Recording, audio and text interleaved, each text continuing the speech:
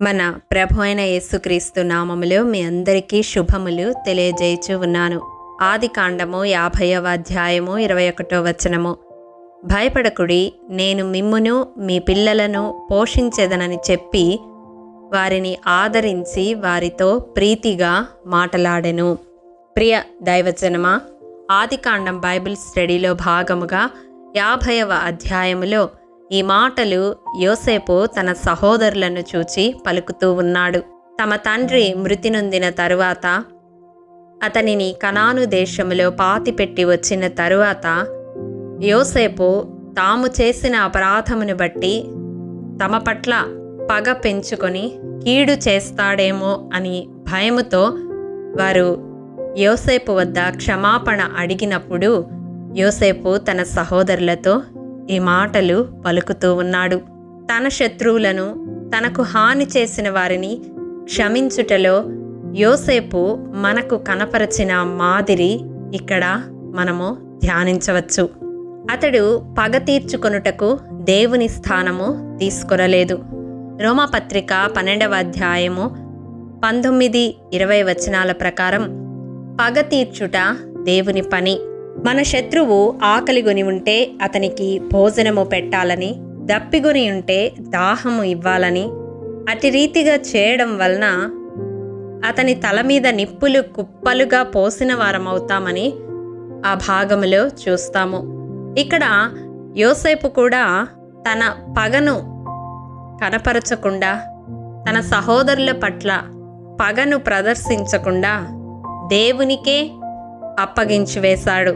రెండవదిగా, వారు చేసిన కీడునకు ప్రతిగా యోసేపు కీడు చేయలేదు. అవును, కీడు చేయుట దుష్టుని స్వభావము. దేవుని సంబంధిగా యోసేపు కీడుకు ప్రతిగా మేలును చేసి మనకు మాదిరి చూపాడు. మూడవదిగా, వారి అపరాధములను క్షమించాడు. అవును ప్రియ దైవజనమా, మన అపరాధములు క్షమింపబడాలి అంటే మన ఎడల అపరాధము చేసిన వారిని మనము క్షమించే వారముగా ఉండాలి. నాలుగవదిగా, వారి మాటలకు యోసేపు ఏడ్చినట్లుగా అక్కడ వ్రాయబడి ఉంటుంది. ఏడ్చుట కనికరానికి సాదృశ్యంగా ఉంది.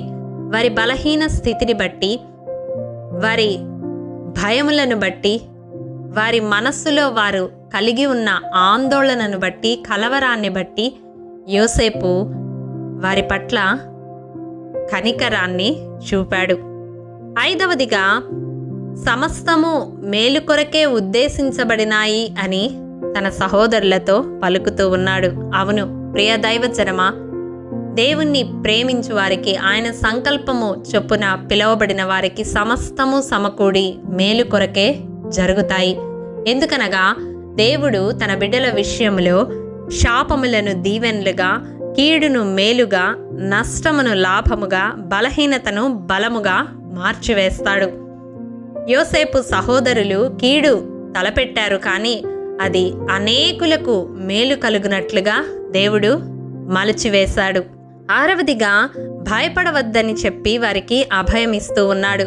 ఈ దినాలలో అనేకులు వారి శత్రువుల పట్ల పగ తీర్చుకొనడానికి తమ అధికారాన్ని, తమ ధనబలాన్ని, జనబలాన్ని, బాహుబలాన్ని ఉపయోగిస్తూ ఉంటారు. కానీ యోసేపు అన్నీ కలిగి ఉన్నప్పటికీ వారిని భయపెట్టుటకు అవి ఏమీ ఉపయోగించకుండా భయపడవద్దని అభయమిస్తూ ఉన్నాడు. ఏడవదిగా, వారిని ఆదరించాడు. తన తండ్రి చనిపోయిన తర్వాత వారి పట్ల నిరాదరణ చూపలేదు, కానీ మిమ్ములను మీ పిల్లలను పోషిస్తాను అని ఆదరణతో కూడిన పలుకులు పలికాడు. కఠినముగా మాట్లాడలేదు, కానీ ప్రీతితో వారిని మాట్లాడి ధైర్యపరిచినట్లుగా అక్కడ చూస్తాము. అవును ప్రియ దైవజనమా, తన ఎడల అపరాధము చేసిన వారి పట్ల యోసేపు 7 అంతలుగా తన ప్రేమను కనపరచాడు. మనము పరిపూర్ణులము కావాలి అంటే మన శత్రువులను మనము యోసేపు వలె ప్రేమించగలగాలి. మన దేవుడు పరిపూర్ణుడు. ఆయన్ను ఆరాధించే బిడ్డలుగా మనము కూడా పరిపూర్ణతలోనికి నడిపింపబడాలి అంటే యోసేపు జీవితము మనకు మాదిరి చూపిస్తూ ఉంది. మన జీవితాలలో మన పట్ల వ్యతిరేకముగా ప్రవర్తించిన వారిని, మనకు హాని చేసిన వారిని, మనకు నష్టము కలిగించిన వారిని, మనకు చెడు చేసిన వారిని, మనకు కీడు చేసిన వారిని దేవుని ప్రేమతో ప్రేమించబద్ధులమై ఉన్నాము. అట్టి కృప దేవాది దేవుడు మనందరికీ అనుగ్రహించునుగాక. ఆమేన్. ప్రేమ నమ్మకము కలిగిన మా ప్రియ పరలోకపు తండ్రి, మీ పరిశుద్ధ పాదములకు వందనములు. దేవా, విత్తబడిన వాక్యమును ప్రతి హృదయములో నూరంతలుగా ఫలింపచేయండి. మా శత్రువులను ఏ రీతిగా ప్రేమించాలో ఈ దినం యోసేపు జీవితము ద్వారా మాకు బయలుపరిచిన విధానమును బట్టి మీకు వందనాలు.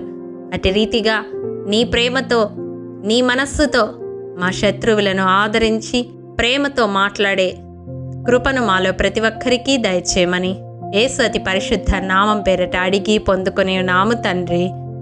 ఆమేన్. ప్రియ దైవజనమా, అనుదినము షారోన్ మన్నా ద్వారా అడగబడుచున్న నెంబర్ ఇన్ బైబిల్ క్విజ్ ప్రశ్నలకు సమాధానములు ప్రతి నెల మొదటి వారము కామెంట్ బాక్స్లో పోస్ట్ చేయబడతాయి. కాబట్టి గమనించి మీకు తెలియని ప్రశ్నలకు సమాధానములు తెలుసుకొనగలరని ప్రభు పేరట మనవి చేయుచూ ఉన్నాము.